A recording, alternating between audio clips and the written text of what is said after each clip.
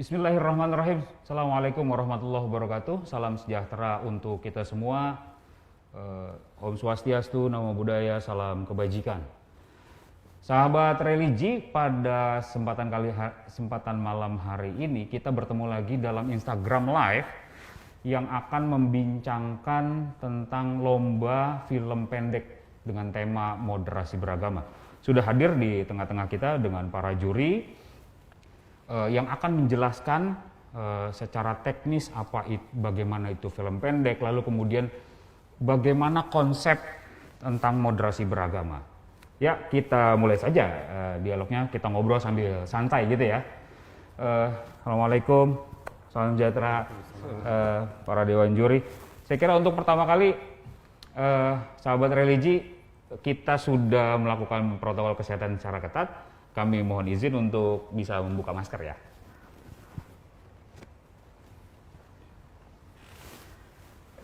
Ya, untuk pertama kali saya kira para sahabat religi, calon-calon terutama bagi calon peserta lomba juga mungkin ingin mengenal lebih dekat dengan para juri gitu ya, nanti yang akan melakukan penjurian. Saya kira dimulai dari Pak Tobib. Pak Tobib sehari-hari bertugas, beraktivitas apa ini? Ya, bismillahirrahmanirrahim. Assalamualaikum warahmatullahi wabarakatuh. Ya, posisi saya dalam hal ini sebagai tim atau kelompok Pokja ya, kelompok kerja moderasi beragama di Kementerian Agama. Dan saya juga sudah biasa dan setiap malam minggu itu membuat cool tweet ya tentang moderasi beragama secara rutin gitu ya. Kebetulan memang saya juga penulis juga dan punya concern juga terhadap hal-hal yang berhubungan dengan moderasi beragama. Oh, ternyata yang malam minggu suka ikut kultit moderasi beragama ini orangnya. Dari Bib Ashar ya? Ya, betul Bib Ashar. Bib Ashar. Ya, silakan Bang Darius, harinya aktivitasnya. Iya, saat ini aku punya usaha di Creative Production House. Jadi memang memproduksi segala jenis bentuk video ya, baik ya kalau lagi ketemu TVC, kalau lagi ketemu short movie untuk campaign brand atau company juga, terus juga digital, bahkan juga develop konten YouTube juga gitu. Jadi lebih karena kreatif dan produksi sih gitu. Sama juga ada sedikit bergerak di bidang fotografi komersial juga. Oh, lengkap sekali ya, dari mulai fotografi, Yeah. video. Sudah sekian tahun. Berapa tahun menggeluti dunia? Kalau foto mungkin hampir 25 tahun. Wow, oke, siap. Kalau video mungkin 2000, ya sebenarnya kalau resmi 2012 ya mungkin ya. 2012. Kalau sebelumnya tuh agak-agak kurang, masih ya belajar-belajar, tapi 2012 sudah masuk komersialnya gitu. Luar biasa, oke. Silakan Bang Hasan. Ya, nama saya Hasan, saya sehari sebagai editor film. Editor film. Ya. Kalau pernah dengar Filosofi Kopi, Filosofi Kopi. itu kebetulan saya editornya. Kalau sekarang ini lagi mengerjakan series untuk OTT ya, Series? untuk OTT, Oh, platform TV. oke. Berarti dewan juri kita yang akan menilai film pendek yang teman-teman mungkin akan rencananya kirimkan sudah tidak diragukan lagi soal kredibilitas dan kiprahnya di dunia ini ya gitu ya. Untuk pertama kali mungkin kita perlu dapat penjelasan nih Pak Tobib. Tema besar dari lomba ini kan moderasi beragama, itu dulu nih temanya gitu ya, bahwa mungkin sahabat religi atau netizen yang lain juga untuk pengen tahu sebenarnya moderasi beragama barang apa, Pak Tobib. Ya, saya ingin memberikan penjelasan ya kaitannya dengan moderasi beragama.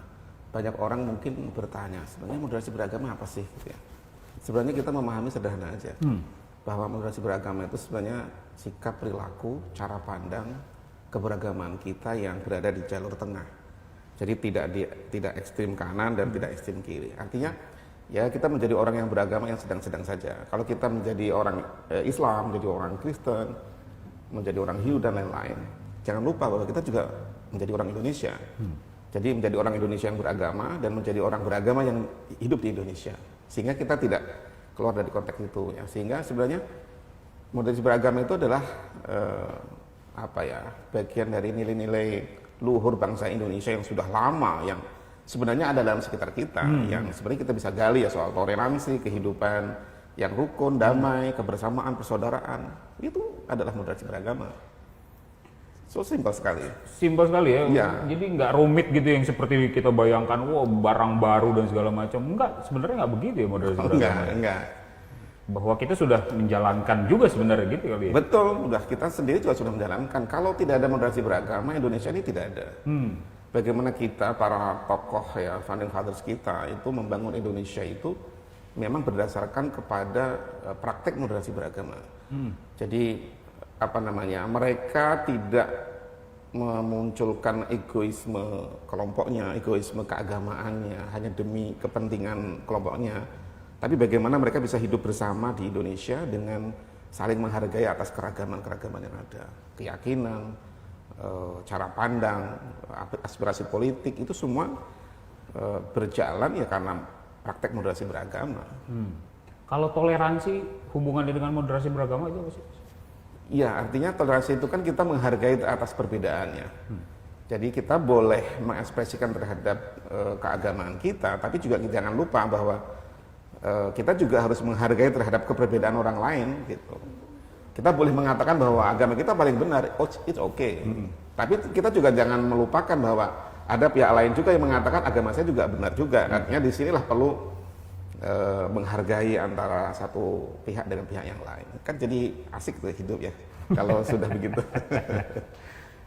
Baik, Bang Darius, ini kalau ceritanya konsep tadi itu ya, cara pandang, sikap beragama, itu kalau kemudian diterjemahkan dalam bentuk visual, gambar, itu kira-kira seperti apa ya? Kira-kira bayangkan untuk berikan gambaran juga nih buat para calon peserta. Iya, mungkin yang pasti kita harus cari ke sebuah perbedaan yang mereka bisa rukun hidup bersama sih. Itu sih kalau menurut saya ya, karena kalau tadi kata Pak Tobib kan tentang sikap ya. Jadi kalau menurut saya mungkin itu sudah ada dan warisan leluhur juga sih. Gitu. Boleh gue contohin nggak ya? Boleh. Nah, contoh nih, kalau menurut saya contoh nih ya, kayak kita mengenal suku Batak. Batak itu kadang-kadang satu marga itu ada yang Kristen, ada yang Muslim. Nah, suatu waktu mungkin anak mereka ini menikah. Nah, di adat Batak menikah itu pasti akan motong yang namanya babi. Nah, tapi dia punya juga saudara yang lain, yaitu yang mungkin beragama di luar itu atau Muslim anggap gitu ya. Nah, bagaimana acara itu berjalan dan mereka juga bisa hadir. Nah, akhirnya terutama masalah makan. Nah, akhirnya adalah menu makanan untuk nasional. Nah, menurut saya itu simple gitu loh. Tapi sebenarnya tuh kita tanpa sadar itu ada gitu kan. Nah, cuman bagaimana membuat ini jadi menarik dan menjadi insight sih kalau menurut aku. Itu kan kalau tadi mungkin kalau aku melihatnya ide dasar ya, maksudnya tinggal membuat itu jadi lebih menarik menjadi sebuah ya nanti ada lagi sih rumusnya gitu loh. Tapi mungkin kurang lebih begitu nggak Pak maksudnya Pak? Iya betul. Ya. Jadi keunikan-keunikan kita dalam memahami tentang keragaman itu yang perlu kita eksplor ya, supaya masyarakat tahu oh Indonesia itu asik semuanya gitu. Yeah. Jadi menurut saya itu sebenarnya ada di sekitar kita, cuman kita sensitif nggak melihatnya gitu loh. Untuk itu diangkat jadi sebuah cerita gitu loh. Iya. Nah, ke Bang Hasan, itu kalau misalnya Bang Hasan ini juga saya sempat browsing berapa kiprahnya juga sebagai editor lalu kemudian pernah menjadi pemenang festival film gitu ya. Nah, kalau gambaran untuk teman-teman ingin mengikuti lomba semacam ini dengan tema moderasi beragama, itu kira-kira tips, trik yang mereka harus perhatikan apa kira-kira? Oke, tipsnya adalah sebenarnya simpel sih, baca aturannya seperti apa, temanya seperti apa, karena bisa jadi kita punya film bagus ya, tapi nggak cocok untuk festival itu. Jadi ketika kita punya film menurut kita udah bagus banget dan nggak menang di festival itu, bukan berarti festivalnya yang nggak bisa menilai film kita. Mungkin kita nggak nemu festival yang cocok aja untuk film kita gitu. Nah, karena ini adalah lombanya sudah dibuat, temanya sudah ada. Kalau kebetulan filmnya ada bagus, kalau filmnya belum ada, ya bikin film yang temanya memang sesuai dengan kebutuhan festivalnya. Karena kadang sering tuh dulu juga saya pernah bikin lomba festival film pendek juga. Itu banyak sekali film yang kita terpaksa gugurkan karena syaratnya tidak memenuhi gitu. syarat administrasi, Administrasi, syarat-syarat teknis, teknis administrasi. gitu ya. Ya memang kan kita juga sudah punya petunjuk teknis yang itu juga sudah ada ditentukan dan teman-teman bisa ngecek di apa namanya di bio Kemenak RI. Itu petunjuk teknis sudah ada di sana, ada ketentuan-ketentuan. Yang pasti administrasi dan segala macam harus terpenuhi dulu tuh sebelum ngomong pesan. Walaupun pesannya itu adalah yang paling utama gitu nggak kira-kira dari sekian banyak film, dari sekian teknis pembuatan, lighting macam-macam, pesan itu yang paling utama kan gitu ya. Ya gimana Bang Darius? Iya, yang pasti sih ending dari sebuah cerita kan pasti impact yang dirasakan si penonton apa sih, atau nilai pesan moralnya yang didapat tuh apa gitu. Itu sih artinya itu harus bisa terdeliver gitu loh, gitu. Dengan berbagai macam cerita, sudut pandang dan lain-lain gitu. Itu sih menurut saya. Iya, Pak Tobib, itu kalau moderasi beragama yang dimaksud tadi cara sikap segala panjang itu terjemahannya saya mungkin juga perlu dieksplor lagi tuh, terjemahan dalam kehidupan sehari-hari, Pak Tobib. Iya, jadi gini ya, sebenarnya kan tadi saya sampaikan bahwa kehidupan di lingkungan masyarakat kita itu sebenarnya sudah mempraktekkan moderasi beragama, kaitannya dengan isu-isu tentang kerukunan, hidup damai, menghargai terhadap perbedaan, menghargai keragaman. Ini sebenarnya bisa dikemas ya, bisa dibikin semacam sebuah cerita yang bisa memunculkan feel orang, oke, kita harus mempertahankan ini gitu. Jadi kita tidak boleh kita tidak membangun image bagaimana kita itu menjadi orang yang pengen benar sendiri. Tapi bagaimana justru kita beragama itu memberikan kedamaian, memberikan ketenangan bagi orang lain gitu. Jadi karena prinsip kita beragama adalah bagaimana kita memuliakan sesama. Itu yang paling pokok dalam moderasi beragama. Kalau kita sudah memuliakan, kita mampu untuk memberikan orang nyaman, itu kan jadi enak gitu loh hidup kita itu gitu ya. Ya masing-masing punya keyakinan, masing-masing punya persepsi, punya pemahaman, punya tafsir agama, monggo. Iya. Tapi yang penting kita punya bagaimana kita mampu untuk mengungkapkan dan kita mensosialisasikan produk film ini itu menjadi lebih menarik dan akhirnya orang berpikir oke, kita sama-sama menjaga Indonesia dengan cara-cara yang seperti ini gitu. Karena ya Indonesia saya kira menjadi laboratorium kerukunan dan perdamaian di dunia yang perlu kita jadikan kita kembangkan terus gitu. Jangan sampai kita menjadi negara yang jadi hancur-hancuran hanya gara-gara ego keagamaan kita yang nggak bisa menghargai terhadap perbedaan. Luar biasa ya. Jadi maksud saya itu kalau diterjemahkan ke dalam sebuah karya visual, film yang ada lighting, ada adegan, itu kira-kira mudah atau sesuatu yang sulit? Sebenarnya sih awalnya harus dari konsep ceritanya dulu sih menurut saya, karena pasti skenario itu jantungnya kan. Nah, jadi key-nya sih di situ gitu. Karena kalau udah kayak gini kadang-kadang kan ada pertimbangan antara teknikal dan isinya, pasti kita akan bisa berasa nih gitu. Jadi kalau menurut saya mungkin lebih ke ide cerita dulu, ide cerita ya, yang pasti sesuatu yang bisa memberikan warna, rasa, bahkan juga pengetahuan baru kita gitu. Itu kan juga sesuatu yang pasti akan nggak biasa kita terima. Oh ternyata misalnya di daerah ini, ada loh yang begini gitu loh, misalnya gitu. Di daerah sini, ada loh yang bisa begini gitu. Itu kan walaupun kita mungkin tinggal di Indonesia yang udah berapa puluh tahun, tapi kita baru sadar ternyata ada loh gitu loh. Gitu kan, walaupun memang ini fiktif yang bisa dikembangkan juga sebetulnya gitu, tapi pasti saya yakin semua itu berangkat dari kisah nyata gitu loh, karena supaya logis gitu kan. Gimana Bang Hasan? Ya, benar ya. Dalam sebuah film yang paling penting adalah sebuah cerita. Kalau kita nonton film pulang dari bioskop, yang kita ceritain ke teman-teman apa sih? Cerita ya? Ceritanya bagus kan? Mau teknisnya mau bagus mau enggak itu nomor tar dulu deh. Nomor satu adalah ceritanya. Nah untuk bikin cerita yang bagus, nah itu yang kemudian jadi pertanyaan kan. Cerita yang bagus itu seperti apa adalah cerita yang dikuasai oleh pembuatnya, oleh penceritanya. Saya orang Cirebon. Saya cerita soal Batak nggak ngerti apa-apa, ya kan? Saya pernah tinggal di Jogja, saya cerita soal Jogja, saya bisa cerita. Tapi kalau misalnya disuruh cerita soal Jepang, apalagi itu saya nggak ngerti itu. Tapi bukan berarti saya nggak bisa cerita soal Batak, saya bisa. Saya tinggal yang saya butuhkan adalah saya tinggal riset, saya baca, ada Google, ada teman. Saya bahkan pernah bikin film yang lebih kurang temanya sama ya, kita judulnya Semesta. Semesta itu ngomongin soal climate change, tapi dari sudut pandang orang beragama. Ada 7 tokoh dan ini dari agama yang berbeda-beda. Saya pernah asisten satu, itu dia mengundurkan diri karena dia agamanya beda sama saya. Dia bilang, Mas, saya nggak ngerti agamanya Mas itu. Loh, ini nggak bicara soal film beragama, ini ngomongin film climate change gitu. Terus akhirnya selalu kan apa, ya saya juga nggak paham agama dia kan, saya kan belajar agama. Akhirnya saya belajar tuh, oh kalau Kristen tuh gimana, kalau Katolik gimana, keuskupan tuh gimana, pastor tuh siapa gitu loh. Saya tanya ke teman saya, sama saya ditanya, "Saya mau pindah agama?" Enggak, gue lagi mau bikin film tentang beragama gitu loh. Jadi emang selama begitu kita deket sama ceritanya, pasti kita kalau cerita ke orang lain juga pasti enak gitu. Bang Dilis suka kopi kan? Yep. Kopi gimana Bang menurut Bang? Iya, kalau gue mau bisa ngebangun mood booster ya. Tanya sama orang yang nggak suka kopi kecil. Kopi gimana? Asam lambung. Asam lambung. Kalau kita nggak punya kedekatan, kalau orang bilang kan, saya selalu bilang bahwa tak kenal maka tak sayang. Ya, betul. Jadi kenalan dulu deh sama yang mau diceritain ke orang itu, kenalan dulu. Kita tumbuh care kita di situ. Kalau kita udah sayang kan pasti cerita ke orang lainnya juga pasti akan lebih menyenangkan. Akan lebih, ya kita dengar cerita dari pelaku langsung sama cerita dari yang katanya orang lain kan pasti berbeda kan tuh.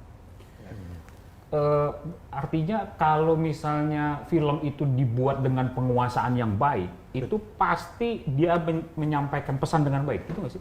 Mudah-mudahan. Mudah-mudahan. Belum tentu juga berarti. Belum tentu juga. Karena Oke, kan ada teknis-teknis ya, ada teknis-teknis ya soal bagaimana membangun kedekatan misalnya dengan adegan dan macam-macam gitu kali ya. Kalau di dalam film kan lebih kompleks ya, lebih kompleks kan lebih gambar bergerak. Tapi biasanya sih, selama ceritanya bagus, meskipun let's say kameranya jelek atau soundnya jelek, selama gambar ceritanya bagus, orang masih akan enjoy. Begitu juga kebalikannya. Waktu saya kuliah, saya pernah diputerin film yang secara teknis bagus banget. Cuma kan saya nggak ngerti ceritanya, saya nggak tahu itu film bagusnya di mana. Gitu. Kan bisa gambarnya ada ya. Nah, buat saya ketika saya punya film, gitu, katakanlah Bang Riz gitu, bikin film, begitu orang komentar, kalau orang komentar film saya bahwa Mas gambarnya bagus, saya sakit hati. Saya bikin film, bukan mau bikin gambar bagus. Gitu. Oh gitu ya. Gitu ya. Gitu ya. Sebagai editor ketika dipuji, Bang editannya keren, itu apalagi editor ada bilang Mas editannya bagus, karena kalau di editing ya, kita punya sebuah pendapat bahwa editing itu semakin nggak kelihatan editannya, itu semakin bagus. Semakin orang nggak ngeliat kita kerja, itu berarti kerja kita bagus. Selama orang tidak melihat bahwa ini adalah sebuah gambar yang diambil oleh sebuah kamera, maka itu adalah gambar yang bagus gitu. Ketika kita ngeliat foto nih ya, indah gitu, kita nggak, ini pakai kamera apa ya, ini pakai lens apa ya, ya kita menikmati keindahannya kan, kita menikmati ceritanya gitu. Enggak, tapi kalau kan maksudnya gini, di antara yang mengikuti acara ini gitu ya, live IG ini kan diantaranya adalah para peserta ya, peserta, calon peserta lah yang ingin mengirimkan gitu. Pasti kan mereka juga ingin mendapatkan insight lah gitu secara teknis gitu untuk bagaimana membuat film dan misalnya dalam mengedit film atau soal lighting dan segala macam. Itu saya kira perlu juga tips-tips kayak begitu untuk disampaikan ke sahabat religi yang mungkin nanti akan mengikuti. Bang Darius. Iya, jadi kalau sebenarnya tuh kalau secara produksi ya, sebenarnya dibagi 3. Pertama itu pre-production. Jadi pre-production itu lebih kayak persiapan kreatif atau konten atau isi atau mungkin dalam proses penulisan skenario itu dulu sendiri. Itu pre-production sebutnya. Nah kemudian production adalah day shoot, ketika kita syuting. Nah setelah syuting pasti nanti akan masuk kayak ke part om ini yaitu editing gitu kan. Nanti barulah masuk lagi detail-detailnya tuh, mungkin musik scoring atau audio, mixing apa dan lain-lain. Tapi 3 besar ini sih sebenarnya. Nah biasanya tuh ada rumusnya juga gitu. Ketika pre-nya mateng, pasti di sininya mateng, sininya mateng. Tapi kalau di sininya berantakan, pastinya akan berontuk. Nah, jadi artinya apa? Tetap cerita dan persiapan itu harus matang menurut saya. Jadi well prepare, maka sini semuanya akan jalan sih. Walaupun pasti tetap masalah-masalah sih pasti ada, tapi lebih terkontrol, lebih teratasi dibanding ketika nanti di sini ya udah kita main bikin tapi nggak tahu mau bikin apa, atau ketika syuting baru diskusi. Nah itu repot. Ongkos produksinya bisa jadi mahal karena misalnya makan waktu yang lebih panjang juga gitu kali ya. Akan lebih mahal lagi kalau filmnya nggak jadi, Mas. Iya.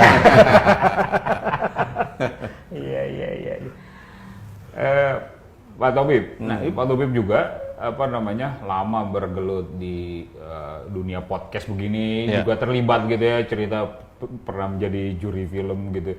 Itu kira-kira diterjemahkan tadi tuh Pak, soal moderasi beragama di visualkan lalu kemudian diikuti oleh banyak orang. Itu sebenarnya bisa dan mungkin ya Pak? Sangat mungkin. Sangat mungkin. Jadi kita mungkin sebenarnya dibutuhkan kreativitas kita ya untuk menggali tentang kearifan di masyarakat kita ya. Ada satu contoh yang menarik ya di Kudus itu. Kalau Mas Rusdi ngelihat main di Kudus itu tidak ada namanya soto sapi ya. Adanya soto kerbau ya. Itu adalah bagian dari kearifan lokal yang diajarkan oleh Sunan Kudus, di mana tidak dianjurkan, masyarakat tidak dianjurkan untuk menyembelih sapi karena memang menghargai bagi orang Hindu yang ada di sana, karena sapi sebagai binatang yang dihormati di sana. Kan betapa mulianya gitu ya. Untuk bagaimana kita beragama gitu ya. Bukan melarang tapi menganjurkan agar kita bisa menghargai mereka. Nah, contoh-contoh yang seperti ini saya kira itu penting ya, karena kita tidak menonjolkan ego kita dalam beragama, akan tetapi kita mencoba untuk mengeksplorasi terhadap suatu keyakinan itu bisa membuat rahmat gitu ya, membuat orang tuh nyaman gitu ya bahwa kita beragama, yang bisa membuat lingkungan tuh menjadi lebih enak gitu ya. Jadi tidak tergantung pada satu titik keyakinan yang bisa menimbulkan masalah. Iya, jadi berarti ada sebenarnya di moderasi beragama itu punya muatan-muatan nggak Pak Tobib? Yang ingin disampaikan atau nilai-nilai yang ingin ini bagian dari pengetahuan kita juga gitu untuk. Mungkin saya akan sedikit bercerita tentang sebenarnya apa sih indikatornya, mungkin banyak orang tanya ya. Oke. Indikator moderasi beragama itu seperti apa sih gitu. Yang pertama adalah soal komitmen kebangsaan. Kalau kita menjadi orang Muslim, kita menjadi orang Kristen, menjadi Buddhis dan lain-lain, karena tadi yang saya sebut kita menjadi orang beragama, kita hidup di Indonesia, maka kita juga harus memiliki komitmen kebangsaan kita. Jangan sampai kita keluar konteks. Kan kita menjadi orang Islam ya, sekaligus kita menjadi orang Indonesia, kita harus bisa mendialogkan antara kita berislam dan kita tinggal di Indonesia. Karena ada prinsip-prinsip di mana agama itu kan tidak lepas dari ruang dan waktu. Dia berdialog dengan budaya, berdialog dengan tradisi gitu ya. Sehingga beragama itu menjadi mengasihkan gitu ya, bukan menyeramkan gitu ya. Itu yang pertama. Terus yang kedua itu adalah toleransi, jelas. Karena Indonesia adalah negara yang plural, negara yang majemuk, maka kita harus memiliki rasa tepos liro dalam bahasa Jawanya itu ya. Toleransi terhadap perbedaan. Nah, dengan toleransi ini maka orang itu merasa nyaman dengan keberadaan orang yang mungkin berbeda dengan kita gitu ya. Nah, yang ketiga indikatornya itu adalah anti kekerasan. Dan saya kira agama itu salah satu tujuannya adalah untuk memberantas terhadap kekerasan. Ya, baik secara fisik, secara verbal maupun secara psikologis. Nah, tentu dengan ketika kita memiliki paradigma ini, cara sikap beragama kita dengan anti kekerasan, saya kira orang itu memahami tentang substansi kita dalam beragama. Dan yang terakhir adalah penerimaan terhadap tradisi. Jadi yang tadi saya sebut bahwa agama itu kan tidak lepas dari jadi atas duduk langsung ke bawah, itu kan enggak ya? Tapi ada proses budaya di situ, ada dialog, ada keterlibatan tradisi, ada cara berpikir gitu. Makanya dalam satu teks itu, dalam teks suci agama, tidak sama setiap orang memiliki pemahaman. Ada berbeda-beda. Ini satu agama loh. Bagaimana kita memiliki agama yang berbeda, kan macam-macam, berisukan banyak. Nah itu makanya atas perbedaan ini diperlukan kita dalam cara sikap dan perilaku yang moderat ya, ada di tengah-tengah. Iya, Pak, itu tadi ada cinta kebangsaan, komitmen kebangsaan, toleransi, anti kekerasan. Satu lagi tradisi, penerimaan. Itu apakah orang yang dikatakan moderat, apakah harus memuat 4 indikator itu atau sebenarnya salah satu untuk mengikuti itu dia bisa dikatakan moderat? Iya, orang moderat itu ya indikatornya 4 itu. Oke. Enggak hanya misalnya dia dia anti kekerasan, tapi dia tidak menerima terhadap tradisi, kan dia termasuk melakukan kekerasan juga terhadap budaya. Saling berkaitan gitu. Sangat berkaitan. Sangat berkaitan. Iya, Bang Hasan, itu saya membayangkannya kayak misalnya cerita menurut pengalaman Bang Hasan untuk kemudian mengeksplor isu-isu semacam ini sebenarnya mungkin dan mudah atau sangat sulit? Harusnya sih sangat mudah ya, karena tema seperti ini tuh sebenarnya di sekitar kita ada gitu. Soal perbedaan itu kan tadi sempat di-mention juga bahwa toleransi sama moderasi adalah pada dasarnya dua hal yang berbeda gitu. Kalau toleransi mungkin cenderungannya lebih ke antar beragama, sementara bahkan di moderasi kalau saya tangkap bahkan sesama agama yang sama pun butuh toleransi kan. Bagaimana sebuah perbedaan itu dianggap sebagai sebuah kekayaan dan bukan sebagai sebuah yang harus dibeda-bedakan gitu, bahwa kayak misalnya Lebaran, kenapa sih ada kupat gitu? Kenapa sih kupat di tempat kita, di tempat orang lain berbeda gitu? Sebenarnya ada yang menarik nggak sih dari kupat untuk diceritakan? Gitu? Apakah hanya sekedar makanan festif aja gitu? Lalu tiba-tiba kita dengar ada juga yang namanya cap gome gitu, yang saya rasa mirip sekali rasanya ya. Cap gome, oke. Dan ternyata memang benar sama. Jadi ternyata cap gome itu adalah keturunan Cina yang tinggal di Indonesia yang kangen sama kampung halaman dan bikin festival sendiri yang makanannya mirip sama makanan orang Muslim. Karena mereka merayakannya adalah bulan penuh, makanannya adalah lontong yang menyerupai bulan purnama kan. Sementara kalau kita kupat, ya kupat kan kulo lepat atau memang kita mengaku salah bahwa kemudian kita merayakan kemenangan juga gitu.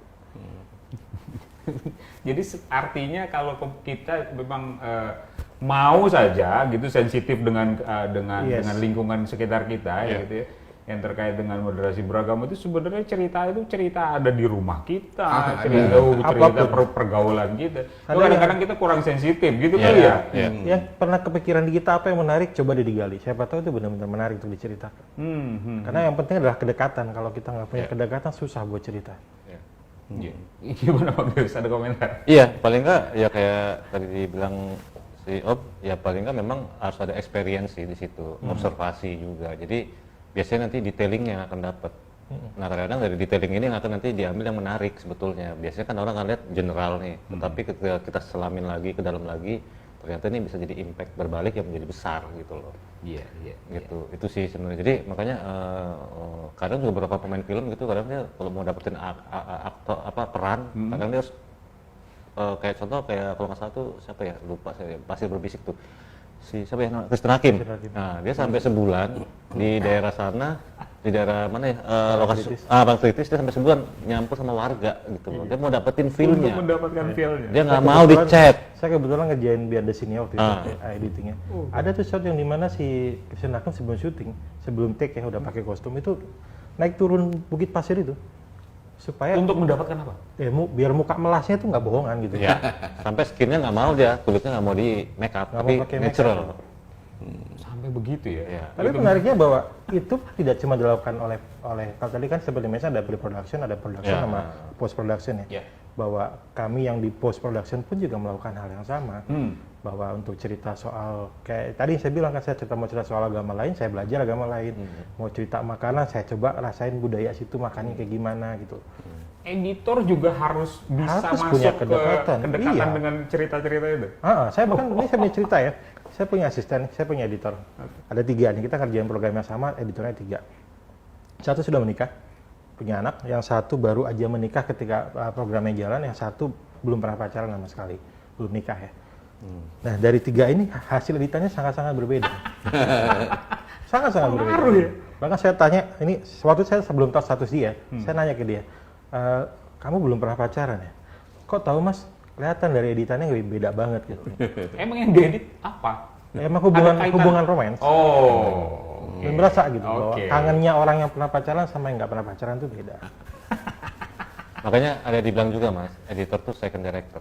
Second Jadi dia akan memfinalisasi gitu-gitu. Iya, karena nanti dia harus bisa menerjemahkan kayak penekanan atau mungkin emosinya di part mana ya di editor, tentu terlewat QC si director, sutradara gitu sih.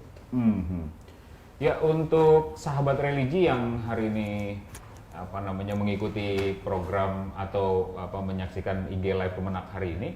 Saya kira bisa atau bahkan ini terutama untuk para calon peserta, kalau ada pertanyaan-pertanyaan penting yang ingin ditanyakan kepada Dewan Juri bisa tulis di kolom komentar di IG Live Kementerian Agama. Jadi ngomong soal cerita memvisualkan sesuatu itu punya seni sendiri gitu kali ya, gitu. Misalnya pemahaman yang Pak Tobib tadi sampaikan itu kan semua udah ditangkap, lalu kemudian ada capture kehidupan masyarakat itu sudah di capture, tapi lalu kemudian itu diterjemahkan ke dalam bentuk visual. Itu ada teknik-teknik sendirinya gitu. Pastinya sih ya. Pastinya ya. Jam terbang itu nggak bisa bohong bahwa semakin banyak jam terbangnya pasti kualitasnya juga akan membaik. Tapi bukan berarti jam terbang nggak bisa dibeli ya. Kalau ada banyak tempat supaya kita bisa beli jam terbang. Contoh misalnya kita bisa tonton film orang gitu kan. Kita cari referensi yang bagus gitu kan. Nah, ketika kita tonton referensi itu kita coba gali. Kenapa sih filmnya bagus? Kenapa sih filmnya jelek? Sukanya di mana? Nggak sukanya di mana? Kalau suka nonton film, paling banyak nonton film berapa kali? Pernah suka? Film yang Mas suka apa? Contoh misalnya. Berat nih pertanyaannya. Suka nonton film nggak ya? Biasanya kalau film bagus kan kita mau nonton 2 kali, 3 kali. Gitu ya. Untuk film yang sama? Untuk film yang sama, Okay. untuk film yang kita suka. Ketika nonton yang pertama kita masih ketawa, masih ketakutan, masih anak saya kalau nonton film masih ngumpet di balik punggung saya gitu kan. Sampai nonton yang udah kedua, ketiga tuh udah yang dilihat beda lagi gitu. Ditonton pertama beda, ditonton kedua beda, ketiga beda. Itu semakin kita melihat keunikan dari filmnya apa. Kenapa kita nangis? Kita bisa lihat di film ketika nonton yang kedua kalinya. Nonton yang ketiga kali kita tahu, oh ini yang bikin orang jadi nangis nih. Oh begini cara dia menyusun puzzle-nya gitu. Jadi jam terbang itu bisa dilakukan dengan cara menonton film-film yang sesuai dengan yang diminati gitu ya, untuk kemudian dieksplor. Sekolah contoh misalnya. Pertanyaan tadi, film apa yang pernah saya tonton kemudian berkesan? Yang saya ingat itu Badai Pasti Berlalu. Itu saya kira tahun berapa ya? Saya lupa juga tuh, tapi itu yang termasuk yang saya ingat. Pak Tobib, film apa Pak Tobib? Saya film komedi ya. Komedi termasuk paling susah untuk dibuat. Nah, kok gitu ya? Karena orang ngelawak lucu, ngelawak lagi masih lucu, ketiga keempat, nah kita sebagai orang yang terutama di editing ya, harus tetap bisa tahu bahwa ini akan lucu loh. Gitu. Karena kita udah kebal nih kita udah take-nya berkali-kali, kita ngeditnya juga berkali-kali, revisi sampai nanti juga bisa jadi tips ya. Kalau kita jadi editor kalau kita di editing jangan terlalu pede sama penilaian kita. Kita butuh tetap penilaian orang lain. Saya kalau lagi ngedit di rumah, saya ajak istri saya untuk nonton. Lihat deh nonton gitu. Nah, lagi nonton itu kita lihat mukanya dia tuh. Reaksinya. Kita lihat reaksinya dia happy atau enggak. Sama kalau kita nonton bioskop, kita lihat orang begitu lampu nyala, kita lihat mukanya kan. Sebel, pengen buru-buru pulang, atau masih pengen ngobrol gitu. Ketika muka yang kita mau udah dapet, kalau perlu saya biasa suka nitikin tuh. Di sini harusnya orang ketawa, di sini orang harusnya marah, di sini harusnya orang nangis. Sampai begitu ya? Sampai situ. Tapi kalau misalnya sepanjang nonton saya lihat orang handphone nyala semua, film saya membosankan berarti. Karena lebih suka main handphonenya sendiri kan. Nah, itu harus lebih terbuka bahwa orang lain mungkin nggak suka, mungkin juga suka, tapi bukan berarti harus didengerin sepenuhnya ya. Karena seringkali ini kita kan juga beberapa PH tuh punya kebiasaan FGD ya. Jadi sebelum filmnya rilis, sebelum filmnya dikunci, kita tontonin dulu ke beberapa orang, kita dengar komennya. Yang namanya orang kalau dikasih kesempatan komen kan pasti bisa macam-macam tuh. Nah, ketika orang komen macam-macam, jangan keburu pede bahwa film kita jelek. Bahwa ketika komennya banyak, berarti mereka antusias. Kenapa komennya kok bisa macam-macam ya? Karena sesuai dengan pengalaman pribadi masing-masing kan. Tapi kalau kalian nonton film, gimana filmnya? Bagus gitu kan. Oh hati-hati ya dengan salah dengan film kita.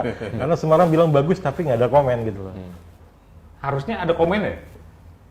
Karena antusias nggak bisa ditipu kan? Iya. Kalau kita antusias pasti akan cerita. Sesebel-sebelnya kita sama film yang ditonton, pasti akan punya antusiasme. Dan sejarah membuktikan film yang dibicarakan banyak orang, meskipun dicela rame-rame, adalah film yang laku. Antara laku dan bagus itu kalau bagus tidak ada indikatornya. Semua orang boleh bilang bagus, semua orang bilang jelek. Tadi saya bilang kan ada festival film yang di festival ini dimenangkan karena sesuai dengan kriteria festivalnya, di festival lain bahkan mungkin seleksi aja nggak masuk gitu. Tergantung temanya ya. Tergantung temanya. Tidak ada yang bagus dan salah, tidak ada yang bagus dan benar di film, dan bahkan tidak ada yang benar dan salah di film. Yang ada? Yang ada ya suka atau enggak aja gitu. Semuanya benar, semuanya benar, semuanya bagus. Sangat relatif kalau begitu ya. Sangat-sangat Ada relatif. levelnya ya. Ya tinggal kita targetnya mau gimana. Kita mau misalnya kita punya YouTube, kita mau viewernya mau berapa gitu kan. Berarti kita harus targetkan, oh kalau targetnya seperti ini berarti cari kebutuhan filmnya yang seperti ini. Kita nggak bisa bikin satu formula untuk semua kebutuhan gitu. Oke, ada tergantung segmen-segmennya juga gitu kali ya. Tergantung tema-temanya gitu ya. Kalau gini, ada juga teman-teman itu yang antusias mengikuti lomba ini, Pak Tobib, itu termasuk juga anak-anak madrasah atau bahkan ASN Kementerian Agama yang mereka juga tahu tentang konsep moderasi beragama, mereka punya kemampuan untuk membuat film. Nah, mereka tuh juga mau ikut terlibat nih bikin semacam begini. Secara teknis, Bang Darius, apa yang perlu mereka perhatikan? Ya, yang pertama sih sebenarnya dari skrip itu bagaimana dia menerjemahkan ke visual sih. Karena itu banyak banget dan itu tergantung dari si direkturnya menerjemahkan. Misalnya Anissa sedang menangis, terus kemudian lari. Nah, mau gimana nih gambarnya? Apa langsung shot mata doang atau apa? Ini kan macam-macam nih. Nah, itu tergantung dari knowledge si saudaranya juga, cara pandang dia atau part mana yang mau ditekan gitu-gitu kan. Nah, dia harus punya rasa di situ gitu loh. Untuk ngebangun emosi dari satu scene ke scene yang lain itu gimana gitu loh. Jadi kalau mau membuat film itu kira-kira minimal komponennya apa aja tuh? Misalnya, ya mungkin ini sekaligus untuk kemudian mengedukasi gitu kali ya Pak Tobib, untuk kemudian teman-teman yang ingin mencoba baru membuat produksi film misalnya, itu kira-kira komponen yang harus ada minimal apa yang perlu diperhatikan gitu? Ya, yang pasti sih kayak saya bilang pertama itu skrip, karena dari skrip ini baru bisa di breakdown ke semuanya. Dari skrip ini nanti skrip itu ide ya? Bukan, cerita. Okay. Skenarionya. Ya, dari skenario ini baru nanti semua bisa ke breakdown, kayak butuh karakter pemain yang kayak apa, lokasinya di mana, terus tuntutan. Jadi apa yang ada di skrip itulah tuntutannya gitu loh. Gitu. Nah, nanti dari skrip ini baru nanti di breakdown lagi. Nah, butuhlah nanti mulai kameramen misalnya kalau dengan small team ya. Audio man misalnya gitu, terus juga mungkin juga ya kalau di breakdown banyak secara tim besar ya pasti banyak banget, tapi mungkin ya sebisa mungkin dengan mereka yang ada dimaksimalin aja. Mungkin kadang-kadang juga perlu ngerangkap kalau emang butuh tim, memang kekurangan tim gitu, mau nggak mau gitu, tapi yang penting ya kameramennya ada, terus pemain, terus juga kalau memang perlu juga kadang-kadang butuh kayak ya ada treatment khusus juga, kayak misalnya dia coba dulu tes cam atau apa untuk mau dapetin gradingnya mau kayak apa, moodnya kayak apa gitu-gitu kan, karena itu ya warna tentu terasa juga gitu loh. Jadi emang agak panjang banget sih prosesnya. Nggak cukup lah sejam 2 jam ini ya untuk teknis kalau film ya. Boleh ngasih tips singkatnya kira-kira seperti ini. Tips singkatnya adalah yang penting gambar terlihat jelas, cukup tercahayai, suara cukup terdengar. Tipsnya seperti itu, dan cerita cukup sederhana. Karena kalau misalnya tadi dibilang ada ASN kementerian, ada MTS, hati-hati tuh. Justru yang ngerasa ahli, ngerasa menguasai, malah jadinya filmnya jadi nggak bisa, ceritanya jadi nggak bisa sederhana. Jadi kayak ada 4 poin nih, 4-4-nya harus masuk, porsinya harus gede-gede semua. Padahal kan 4 ini kalau kita benar-benar memahami moderasi agama, semuanya pasti akan dilakukan, tinggal kita mau kuatnya di sebelah mana. Kan nggak mungkin kita hanya anti kekerasan tapi tidak toleransi. Iya, betul. Oh, pasti udah otomatis kan, tinggal kita kuat yang kita kuasin mana, itu yang kita kuatin. Terus dari cerita, kalau kita punya cerita, cara paling ngetesnya adalah kalau tadi nonton film yang udah jadian, kita ceritanya sama orang lain. 1 orang, 2 orang, 3 orang. Orang pertama nggak tertarik, oke kita perbaiki lagi. Cerita orang lagi, orang lebih tertarik. Terus digali. Dan yang paling penting sebenarnya adalah bikin aja dulu filmnya jadi. Itu yang paling penting sebenarnya. Karena kalau kita nggak pernah bikin film, nggak akan pernah bikin film bagus gitu. Saya bisa bikin film bagus setelah puluhan tahun, gitu, setelah belasan tahun. Film pertama saya tonton lagi, malu juga saya ngeliatnya. Itu rumus untuk seluruh ini kali ya, seluruh activity gitu ya, dimulai ya. Kalau saya nggak pernah bikin film yang jelek itu, saya nggak akan pernah bikin film yang bagus sekarang gitu. rumus penulisan gitu juga ya Pak Tobib? Sama. Pak Tobib ini punya banyak juga buku Iya. gitu ya. Rumus penulis juga begitu, nulis aja dulu gitu. Betul. Jadi buku yang bagus adalah buku yang jadi. Oh, iya. Betul, tadi saya bilang akan lebih mahal produksi filmnya kalau filmnya nggak jadi gitu. Karena uangnya dibuang semua tuh nggak jadi apa-apa. Ada istilah yang menarik gitu ya. Sejuta ide itu tidak ada apa-apanya dibandingkan dengan satu ide yang direalisasikan. Betul sekali. Siap. Dan jangan lupa untuk bersenang-senang. Karena syuting itu bisa sangat melelahkan, bisa jadi kita temenan baik, begitu syuting kita berantem. Ada sebuah pepatah yang Pengalaman dikutip banyak ya. oleh banyak orang, pain is temporary, film is forever. Dalam artian secapek-capeknya kita syuting, kelar syuting, ajak makan bareng itu semua hilang. Ya. Filmnya jadi bagus, secapek apapun itu hilang semuanya. Tapi kalau filmnya jelek, sampai 7 turunan juga filmnya akan abadi jeleknya gitu. Begitu juga sebaliknya, kalau filmnya bagus, film sampai 7 turunan pun juga akan tetap dibilang bagus gitu. Tapi memang itu ya tujuannya Pak Tobib ya, apa namanya dari kegiatan ini gitu, Pak Tobib juga sebagai PLT Kepala Biro Humas Data dan Informasi yang mengampu panitia teman-teman ini gitu, ini bagian dari programnya Pak Tobib. Tapi kira-kira itu juga kan sebenarnya Pak Tobib yang jadi tujuan kita untuk membuat film pendek, tadi juga ada lomba foto bercerita tentang moderasi beragama gitu, untuk kemudian dikenang, untuk kemudian tersosialisasikan. Jadi intinya sebenarnya kan ini memperkaya literasi masyarakat, baik dalam bentuk film, ya baik dalam bentuk film maupun dalam bentuk foto, ya. Sehingga masyarakat itu menjadi bertambah wacananya ketika mereka melihat film itu. Betul. Sehingga bukan hanya sekedar apa yang mereka baca, bukan hanya sekedar mereka dengar gitu, tapi juga mereka yang lihat secara langsung. Oh iya, ternyata banyak contoh loh yang bisa diberikan. Tentu ya mungkin dalam pandangan saya yang perlu dimunculkan itu adalah sesuatu yang sesuatu ide-ide baru yang bisa mengembangkan budaya moderasi kita gitu ya.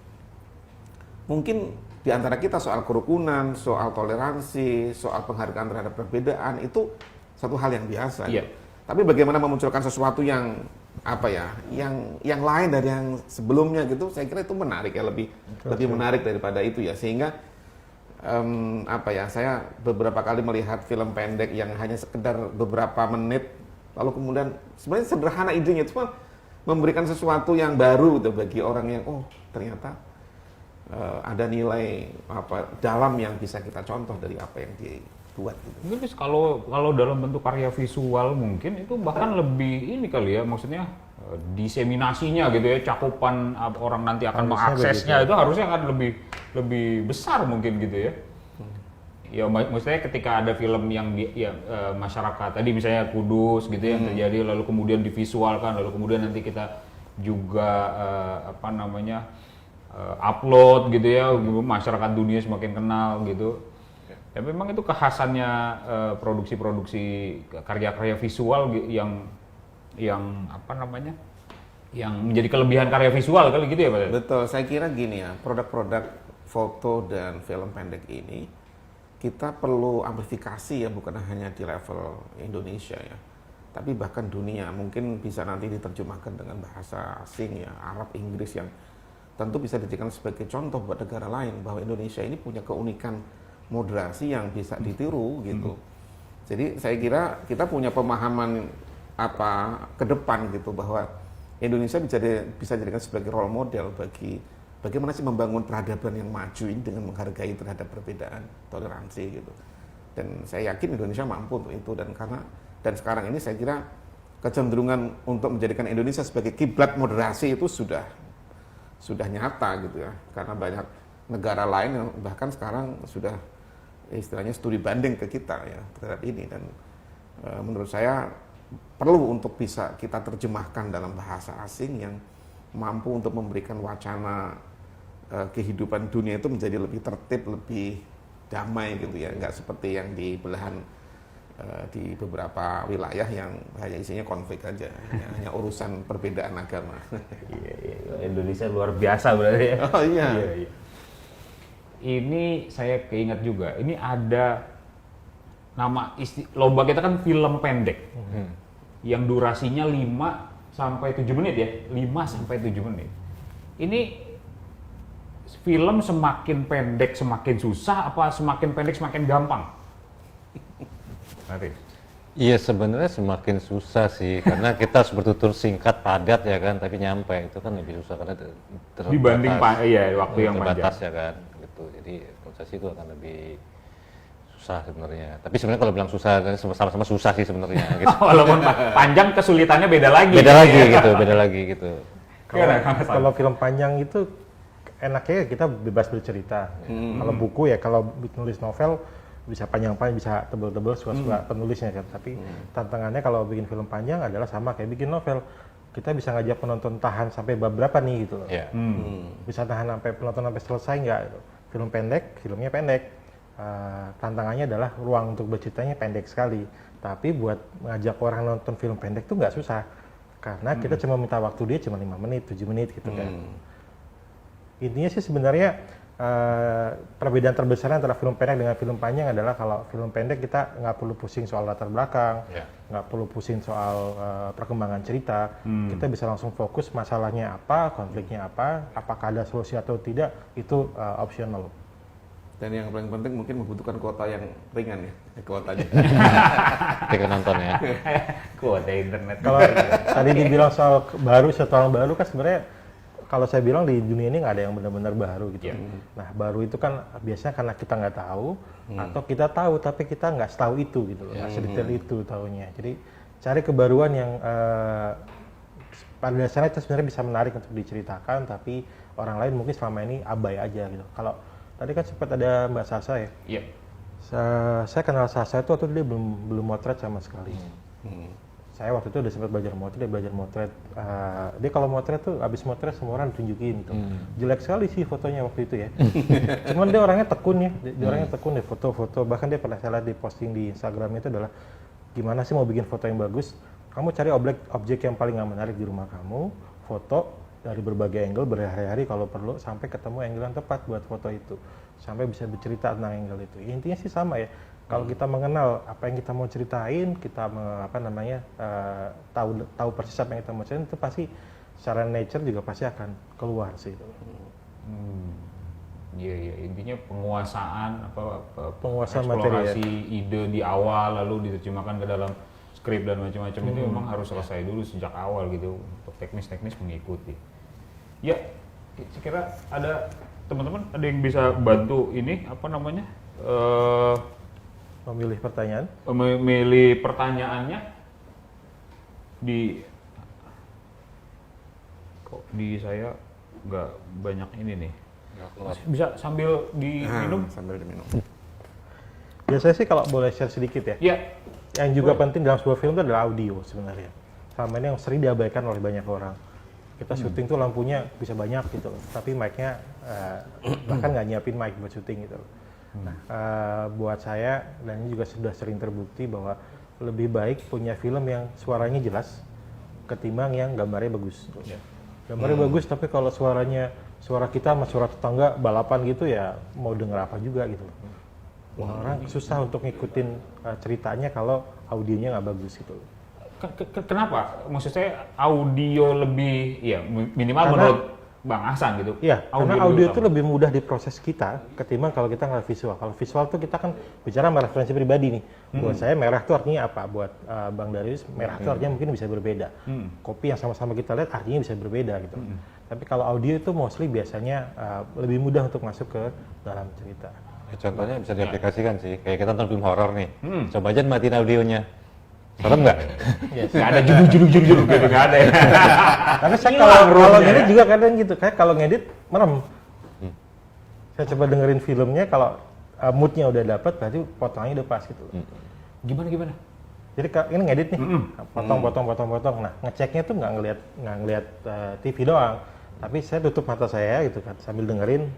Kalau misalnya tektokannya udah enak, berarti motongnya udah benar gitu loh. Ya saya juga kalau misalnya lagi ada kerjaan nih bikin konsep ide cerita gitu kadang udah tahu nih kayak ini lagi saya jabat nih salah satu perusahaan company pemerintahan juga gitu kan bikin film pendek buat kampanye mereka ini harus bikin touchy jadi kita bikin cerita itu saya harus dengerin dulu nih lagu yang musik-musik yang sedih biar saya bisa masukin gitu loh. Ketika nyusun skrip kan ya lokasi, adegan, kan nggak ada audio ya? Ya, moodnya kan bisa dicari dari. Ya, moodnya kita bangun sih itu mau sesayat-sayat sesatir apa nih mau dibikin gitu loh. Kayak misalnya saya lagi ngedit film temanya 70-an. Ya, ketika saya ngedit film, lagu yang saya Iya. dengerin Iya. musik 70-an. Iya. Biar feel-nya dapat. Kalau perlu pakai bajunya juga 70-an gitu. Ya. Saya kalau lagi ngomong lagi ngedit film temanya orang Papua gitu. Ya tiba-tiba logo saya bisa kayak orang Papua gitu loh. Film yang saya syutingnya kan waktu saya pernah bikin film syutingnya di Wamena. Waktu itu direkturnya minta saya untuk ikutan ke sana gitu kan. Karena emang jadwal juga pendek. Yang saya lakukan dari sana saya nggak ngedit. 3 hari pertama saya nggak ngedit. Jadi Jalan-jalan aja keliling di sana, kenalan sama orang sana, ngobrol gitu. Yang lain syuting saya jalan-jalan, makan sama orang sana, kenalan sama orang sana. Jadi tahu ketika cara di Papua itu cowok sama cowok pegangan tuh hajar. Tapi kalau cowok sama cewek, saya hampir nggak belet mereka pegangan itu. saya banyak ilmu barunya jadi Pak Tobib. Saya membayangkannya itu yang modelnya begitu itu cuma aktor.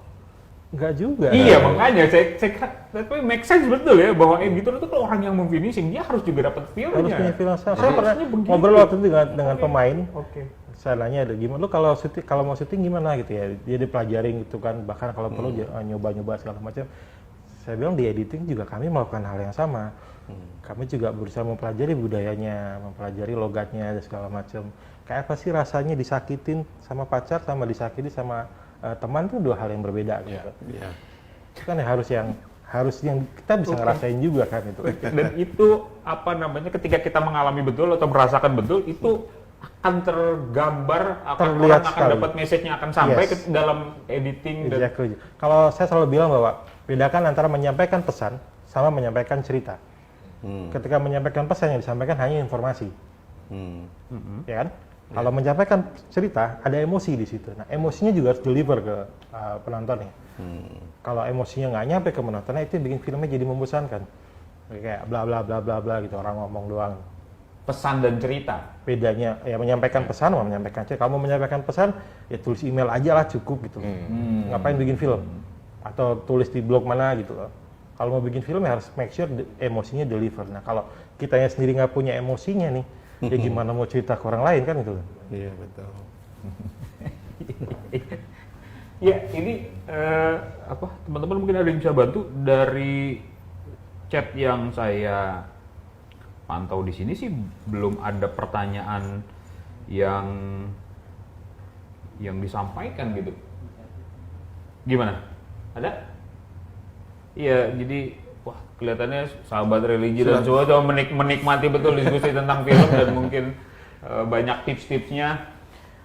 Pas saya juga Pak Tobib, ini kita pengen tahu juga nih, Pak Tobib juga punya pengalaman di urusan-urusan kehumasan dan segala macam, urusan-urusan pembuatan film, podcast dan macam. Bu, menurut Pak Tobib, film yang bagus. Kalau menurut saya, film yang bagus itu ya film yang bisa saya ingat dalam apa ya, dalam ceritanya membuat saya menjadi ingat dan dari cerita apa yang dia paparkan di dalam film itu bagus itu. Tapi ketika saya begitu selesai terus saya lupa ya itu berarti nggak bagus. Karena apa yang kita lihat, apa yang kita pikirkan, apa yang kita rasa itu kan dipengaruhi oleh apa yang kita lihat tadi. Gitu.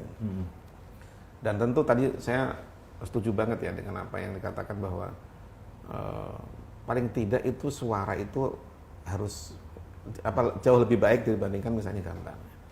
Saya teringat apa yang dikatakan oleh Imam Al-Ghazali bahwa indera pertama yang diciptakan oleh Tuhan itu adalah pendengaran. Betul sekali. Makanya Kenapa diminta berbicara sama anak dalam Iya film itu ini? makanya kenapa kita anak-anak kita Sejak dalam seorang kandungan ibu itu ya? dalam kandungan, seorang ibu yang hamil itu disuruh mendengarkan musik-musik klasik. Belum bisa melihat. Belum bisa melihat, Bisa melihat. tapi mereka mendengar gitu. Dan pendengaran itu bisa menjadikan dalam terminologi agama itu kita menjadi trans. Karena pendengaran. Trans, oke. Menjadi apa ya? Kita menjadi mencapai pada puncak transendensi diri kita hanya karena kita mendengar. Makanya dalam tradisi sufi itu kan bisa mencapai pada tingkat kesadaran tertinggi itu dengan mendengarkan musik. musik-musik yang kayak apa namanya whirling dervish itu ya, yang dilakukan oleh Rumi dan lain-lain.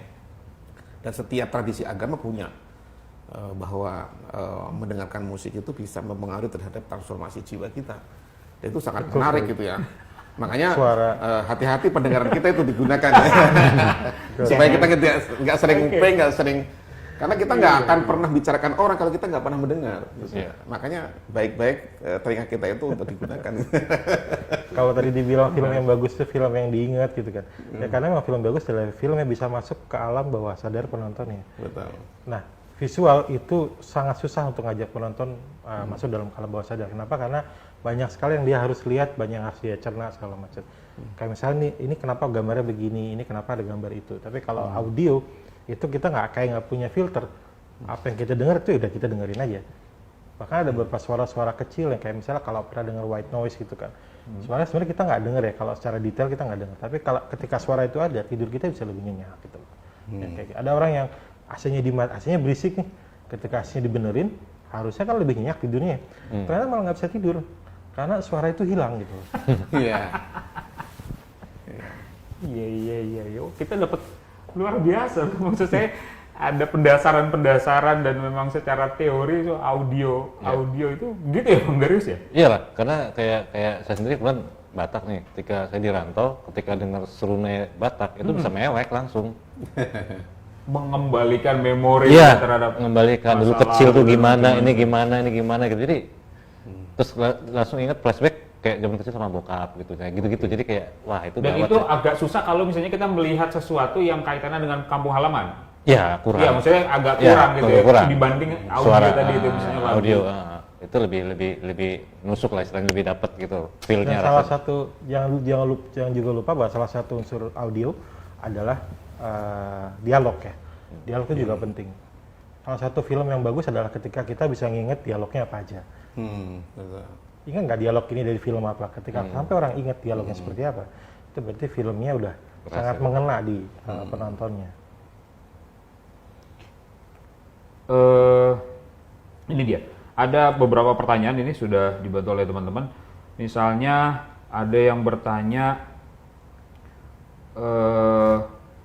musik atau sound apa yang bisa dimasukkan ke dalam film? Musik yang kita punya izin dari pemiliknya. Oke, itu penting tuh ya. Itu nggak ada nego itu. Tapi bukan berarti harus bayar ya. Yang free juga memang banyak. free juga tapi ada harus ya. dipastikan bahwa izinnya ada. Karena percuma kita mengaku beragama kalau kita punya orang nggak izin kan. Jadi nggak moderat ya. Jadi nggak moderat ya. Iya. Tapi ini ada juga lanjutannya nih. Lalu katanya ada film bisu tanpa bicara. Betul. Nah, itu terkaitannya dengan audio gimana? Tetap ada audio kan? Tetap ada suara-suara di situ, ada atmosfer, ada musik, ada suara angin, ada suara macam-macam, ada suara tetap kita bisa. Kecuali kalau film bisu zaman dulu ya. Dulu film bisu karena teknologinya belum ada. Bukan belum ada teknologi audionya, tapi belum ada teknologi yang punya. Jadi audio sama video itu, gambar sama suara punya player sendiri-sendiri itu. Nah, belum ditemukan teknologi yang punya kecepatannya sama. Film bisu tuh kayak dulu tuh kita tahu apa namanya? Charlie Chaplin. Ya. Itu audionya ada ya, cuma mungkin dialognya yang nggak ada. Enggak, memang tidak ada audionya karena memang teknologi saat itu belum punya kamera waktu itu belum bisa merekam dengan speed yang sama. Jadi kan pakai engkol kan. Kadang speednya kencang, kadang speednya pelan. Sementara audio speednya udah konstan tuh. Kalau kita dengerin suara audio yang kayak baterai mau habis kan kayak kalau dulu zaman kaset ya, ada kayak ngelewot-ngelewotnya gitu. Nah, kalau speednya beda, yang satu jalannya duluan, satu jalannya belakangan kan jadinya suaranya nggak sync ya.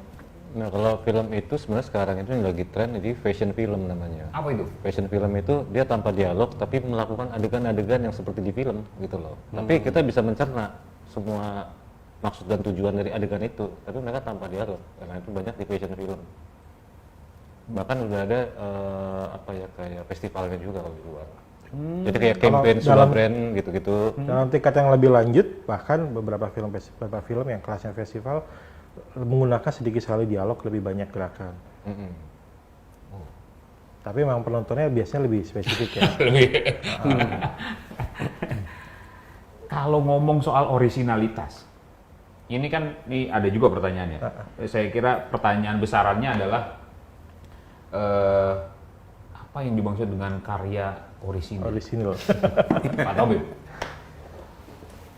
Iya, karya orisinil itu karya yang dibuat oleh apa ya? Ya asli lah gitu ya. Orisinil kan asli mananya ya. Tidak ada ciplakan, tidak ada. Tapi kalau di apa? Saya nggak tahu ya di dunia film itu. Kalau diinspirasi itu nggak tahu itu seperti apa. Saya nggak begitu paham. Kalau misalnya film pendek ini diinspirasi dari sebuah film ini gitu. Nggak tahu itu kategori asli atau tidak gitu ya. Saya tidak terlalu paham ya. Nah, tapi yang jelas bahwa asli itu ide-ide yang dibangun ya itu berasal dari satu karya yang dibuat sendiri ya tanpa ada pihak yang merasa bahwa itu menjadi bagian haknya yang perlu yang dilanggar. Sehingga ya bagi orang yang ingin membuat film moderasi beragama ini ya perlu mencermati bahwa ada ide-ide dasar yang dibangun bahwa itu adalah karya yang murni dibuat oleh mereka gitu. Meskipun kadang-kadang antara satu ide dengan ide yang lain itu kan bisa mirip ada sekali ya. memiliki kemiripan, tapi kan ada penilaian-penilaian tertentu yang mungkin bisa ya. Soal plagiasi dalam sebuah tulisan kan sebenarnya bisa dibilang nggak ada sih orang yang bermula dari ruang kosong. Iya benar-benar gitu ya. Kecuali memang dia punya daya linuwih yang mampu untuk mengekstrak terhadap satu pengetahuan gitu ya. Tapi kalau saya kira film itu kan dia belajar dari film yang lain juga kan, inspirasi gitu ya. Film itu bidang seni yang paling rakus sebenarnya, karena semua dipelajarin kan. Peran kita pelajarin, kimia kita pelajarin, fisika pelajarin, psikologi kita pelajarin, bahasa. Kimia di mana? Dulu kan film kimia, chemical kan dulu. Oke. Orang bikin ledakan-ledakan itu, bikin lampu kan juga semua ada unsur kimianya kan. Iya. Iya, kalau orisinil ini maksud saya kan gini, ini kaitannya dengan lomba ini pasti berkaitan dengan orisinalitas. Semua lomba pasti ada ngomong unsur sesuatu konsep soal sesuatu yang baru, orisinil gitu, baru orisinil, yang genuine gitu. Nah itu kayak apa orisinal? Jadi sebenarnya sih kalau pepatah bilang selama di bawah matahari nggak ada yang original. Oke. Jadi sebenarnya itu udah penggabungan dari referensi dan pengamatan. Karena kita punya satu, ketika bikin film ada estetika. Itu aja udah membuat sama sebetulnya. Kayak apa? Estetika itu kayak framing, wide shot, long shot, komposisi, backlight, itu udah membuat kita sama sebetulnya gitu loh. Nah mungkin tinggal terlihat original karena mungkin isu yang kita angkat atau tema atau cerita yang jarang diangkat orang gitu loh. Itu mungkin akan terlihat original. Tapi memang ya kalau menurut saya pribadi sih sah saja kalau inspiring karena kita selalu proses belajar gitu kan gitu, karena yang mungkin yang sekarang pun besar juga dia belajar dari inspiring film orang gitu loh. Gitu malah kayak kita dari bayi merangkak kan melihat belajar ya kan. Inspirasi itu kan bukan plagiasi. Iya bahkan ada yang bilang bahwa great artist still nggak tahu ya, lupa. Maksudnya pada dasarnya kan nggak ada yang benar-benar baru ya. Jadi selama itu tidak menjiplak, karena menjiplak itu kan kita ngambil karya orang lain, kita copot labelnya, kita tulis itu nama punya kita. Nah itu adalah suatu hal yang jelas-jelas menjiplak ya, atau mencuri ide yang kita tahu itu ada copyrightnya gitu. Kalau kayak sekarang ini di film yang lagi lumayan kencang adalah bisnis IP ya, jadi intellectual property. Ketika George Lucas bikin Star Wars, dia nggak jual tuh IP-nya. Karena dia tahu ini akan bisa dijual sampai kapanpun gitu. Semua produk turunannya Star Wars itu akan hasil penjualnya akan lari ke dia. Nah, selama kita tidak melanggar propertinya, tidak melanggar copyright dari punya orang tertentu, maka sih supposed to be ya sah saja. Selama kita nggak, inspirasi itu jelas-jelas adalah suatu hal yang baru. Tapi kalau remake atau membuat film yang sama itu berarti kita harus punya izin dari ide film tersebut misalnya. Oke. Bahkan kalau audio itu kalau misalnya kita ada di YouTube itu kan juga sebenarnya ada algoritmanya sendiri tuh ya. Dia bisa deteksi di frekuensi berapa persen, dia pasti nge-ban itu kalau misalnya dia betulan didaftarkan sebagai copyright gitu yang bukan free. Nah, ini ada lagi yang tanya soal penggunaan bahasa daerah di dalam produksi film ini. Menarik sekali sih. Gimana? Akan sangat menarik ya, karena itu akan semakin menunjukkan bahwa negara kita ini adalah sangat beragam. Oke. Saya akan lebih suka nonton film orang dari Papua bicara bahasa Papua ketimbang orang di syutingnya di Papua yang main orang Papua tapi bahasanya bahasa Jakarta. Itu buat saya akan jadi aneh gitu ya. Kebetulan kita punya teman-teman di Banyumas yang tiap tahun bikin film dan semua filmnya bahasanya ngapak. Oke. Nggak ada yang nggak ngapak, dengan bahasa lokal juga, ada yang bahasa lokal, ada yang bahasa Indonesia. Minimal kalau nggak mau bahasa daerah, pakai logatnya harus si daerahnya itu. Dan kalau dapat film, kalau mau bikin film seperti itu ya mau nggak mau subtitle jadi wajib. Iya, Karena saya nggak paham catatannya makanya. subtitle ya. Iya. Berarti ada bahasa asing, bahasa daerah itu boleh digunakan, cuman mungkin catatannya harus ada subtitle. Harus ada, supaya kita bisa paham maksudnya apa kan itu. Meskipun bahasanya kita nggak ngerti, balik lagi emosi itu kita bisa rasain kan. Kita tahu ini orang lagi marah, lagi sedih dari bahasanya. Anak-anak nggak ngerti bahasa Inggris nonton film kok bisa happy juga, aja iya. gitu. Ya karena ada emosi yang terdeliver juga dari situ kan. Iya ya. Saya membayangkan aneh juga gitu di apa namanya? Ya benar di lingkungan Papua gitu, syuting di mana gitu misalnya di Papua tapi kemudian Ngomongnya lo gue. gue. Tapi kalau memang itu terjadi di sana dan itu satu hal yang unik untuk diangkat ya nggak apa-apa juga sebenarnya. Oke. Oke, sudah kurang 1 jam lebih apa namanya kita live Instagram ini, lalu kemudian sudah membincang banyak hal. Sahabat religi juga tadi sudah beberapa mengirimkan pertanyaan, lalu kemudian saya sampaikan pertanyaannya. Saya kira ini sudah di 5 menit terakhir, Pak Bang Ahsan, Bang Darius, Pak Tobib. Saya kira untuk closing statement, Pak Tobib.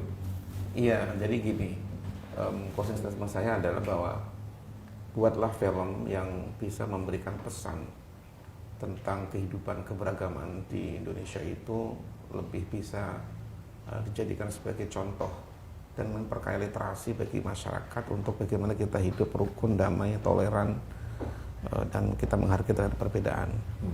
Itu jauh akan sangat dikenang oleh masyarakat dan saya kira nanti akan memiliki nilai, kalau dalam istilah kita itu ya menjadi sedekah jariah buat para pembuat ya. Yang sedekah jariahnya dalam bentuk film ya? Dalam bentuk film, iya, dan itu nanti pahalanya mengalir sampai hari kiamat. Nah ini sedekah jariah dalam bentuk film. Ya. Bisa abadi tuh Pak ya. Bisa abadi, karena itu mengajak orang dalam hal kebaikan. Iya. Terima kasih. Darius, Bang Darius. Ya. Proses statement. Iya, paling ya kalau menurut saya sih ya bikin aja ya kan, karena ini sebuah proses, setiap orang beda-beda prosesnya. Nah nanti tapi kan sembari jalan nanti semua kan bisa belajar dan bisa juga menambah juga, dan tentunya harapannya kan ini menjadi banyak film-film yang menjadi literasi ya, terutama dari kearifan lokal yang kita ada, karena kita terdiri dari ribuan pulau, bahasa dan lain-lainnya, dan tentunya ini untuk memperkaya kita, dan satu juga tujuannya dari kita hidup damai di Indonesia gitu sih.